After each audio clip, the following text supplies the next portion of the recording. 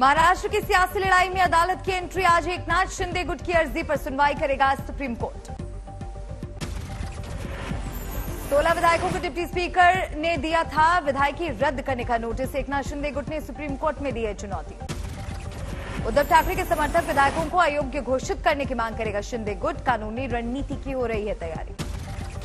बागियों के खिलाफ जनता के बीच पहुंचने की कोशिश कर रही है शिवसेना। आज मुंबई के गोवंडी में शाम 6 बजे रैली करेंगे उद्धव ठाकरे। बागियों पर लगातार सख्त हो रहे हैं शिवसेना के तेवर। आदित्य ठाकरे बोले, हम शरीफ क्या हुए, सारी दुनिया बदमाश हो गई।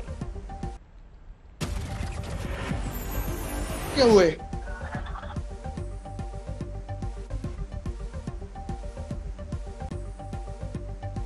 हम शरीफ क्या हुए?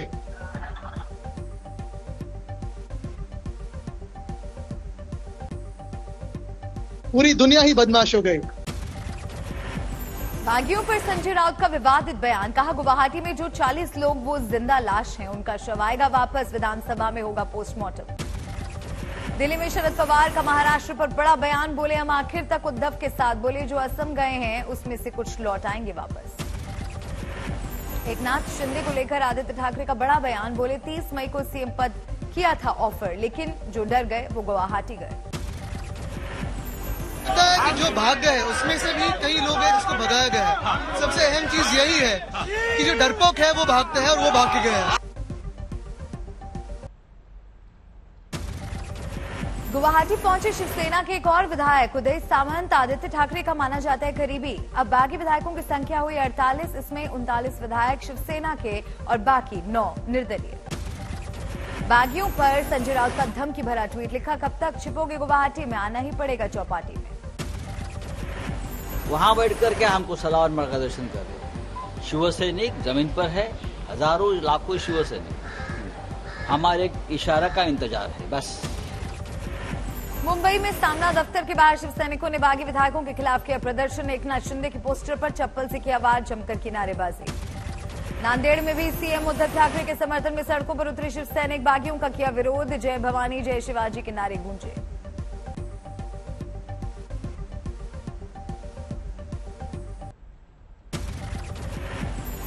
सुप्रीम कोर्ट ने शिंदे गुट की तरफ से हरीश साल्वे करेंगे पैरवी। वहीं शिवसेना की तरफ से अभिषेक मनु सिंह भी करेंगे बहस। महाराष्ट्र के राज्यपाल ने डीजीपी को लिखी चिट्ठी। सभी 47 बागी एमएलए और उनके परिवारों को सुरक्षा देने का आदेश। शिवसेना के बागी नेता एकनाथ शिंदे ने एमएनएस अध्यक्ष राज ठाकरे से की बात। सूत्रों से खबर, राज की सेहत को लेकर हुई बात। एचआईपी सर्जरी के बाद कुछ दिन पहले घर लौटे हैं राज ठाकरे।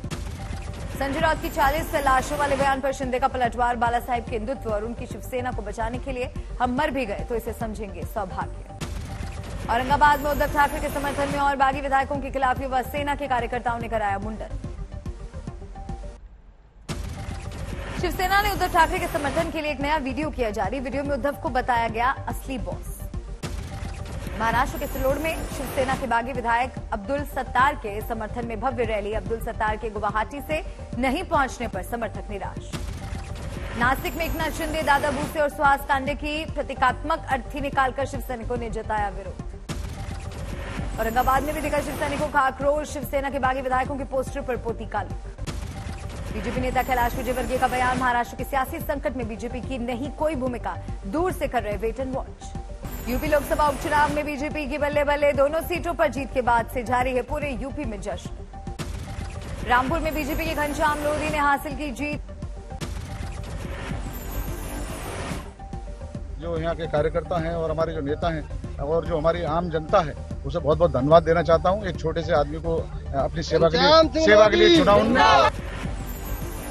रामपुर में हार के बाद समाजवादी खेमे में बौखलाहट। पार्टी कार्यकर्ताओं के बीच आजम खान बोले, मुसलमानों को बनाया जा रहा है टारगेट। अखिलेश के गढ़ में भी खिला कमल। आजमगढ़ से बीजेपी के दिनेश लाल यादव निरुआ ने दर्ज की जीत। आजमगढ़ की जनता की उम्मीद की जीत है। हमारे आजमगढ़ की जनता ने जो उम्मीद दिखाया है, जो विश्वास दिखाया है, उस विश्वास पे हमारी भारतीय जनता पार्टी पूरी तरह खरी उतरेगी। आजमगढ़ से अखिलेश यादव ने भाई धर्मेंद्र यादव को बनाया था उम्मीदवार। बीएसपी के उम्मीदवार गुड्डू जमाली ने बिगाड़ा खेल।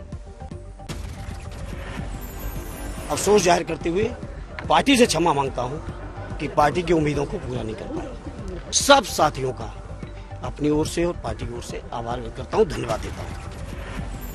आजमगढ़ और रामपुर में जीत के बाद सीएम योगी ने लोगों का कहा शुक्रिया। बोले डबल इंजन की सरकार में जनता ने जताया भरोसा। उपचुनाव में दोनों सीटों पर जीत के बाद सीएम योगी ने विरोधियों पर साधा निशाना। बोले परिवारवाद और सांप्रदायिक ताकतों की हुई हार। उत्तर प्रदेश के अंदर 80 लोकसभा सीटों में से 80 से 80 सीटों की ओर विजयश्री की ओर अग्रसर हो रही है। बीजेपी ने मोदी योगी पर बांधा आजमगढ़ और रामपुर लोकसभा सीटों पर जीत का सेहरा। जेपी नड्डा बोले डबल इंजन की सरकार पर लोगों का भरोसा बरकरार। के लिए उत्तर प्रदेश के मुख्यमंत्री आदरणीय योगी आदित्यनाथ जी और उनकी पूरी टीम को बहुत बहुत बधाई देता हूं। यूपी में बीजेपी की जीत को लेकर ओवैसी ने समाजवादी पार्टी को घेरा। बोले मुसलमानों को समझना चाहिए कि अखिलेश में नहीं है जीत का दम। संगरूर में आम आदमी पार्टी को बड़ा झटका। भगवंत मान की छोड़ी लोकसभा सीट पर शिरोमणि अकाली दल अमृतसर के सिमरनजीत मान की जीत।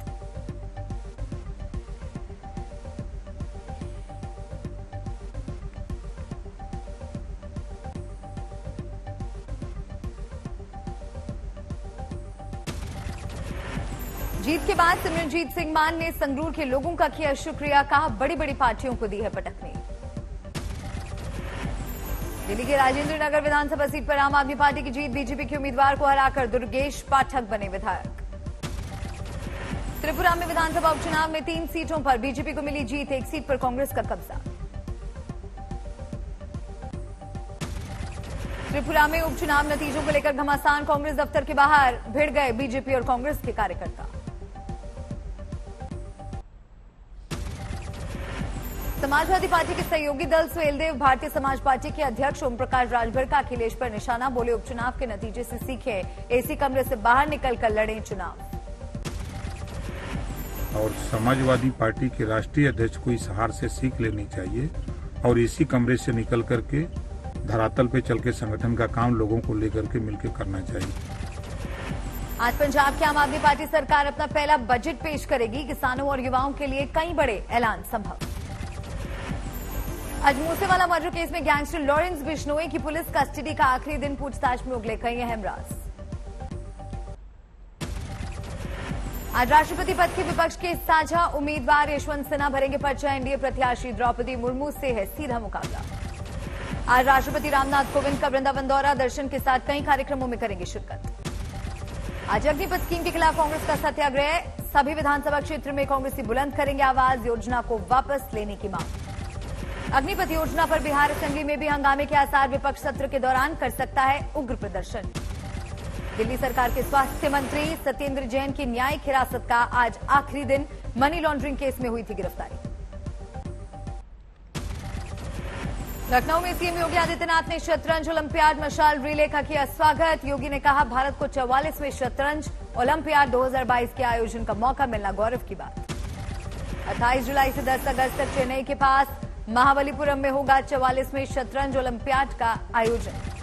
शतरंज में 5 बार के विश्व विजेता भारत के ग्रैंड मास्टर विश्वनाथ आनंद भी रहे मौजूद। सीएम योगी ने किया आनंद के साथ शतरंज बोर्ड पर सेरेमोनियल मूव। शतरंज ओलंपियाड की 14 दिन की प्रतियोगिता में दुनिया के 150 से ज्यादा देशों के खिलाड़ी लेंगे हिस्सा। पीएम मोदी ने 19 जून को दिल्ली में की थी मशाल रिले की शुरुआत। 40 दिनों में देश के 75 शहरों में जाएगी ओलंपियाड मशाल। शिमला में मुख्यमंत्री जयराम ठाकुर ने नशा नहीं जिंदगी चुनो जागरूकता अभियान में लिया हिस्सा।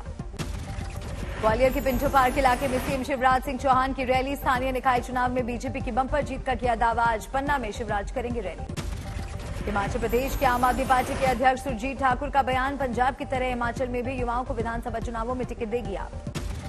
पाकिस्तानी जेल में शहीद हुए सरबजीत सिंह की बहन दलबीर कौर अटवाल का लंबी बीमारी के बाद निधन।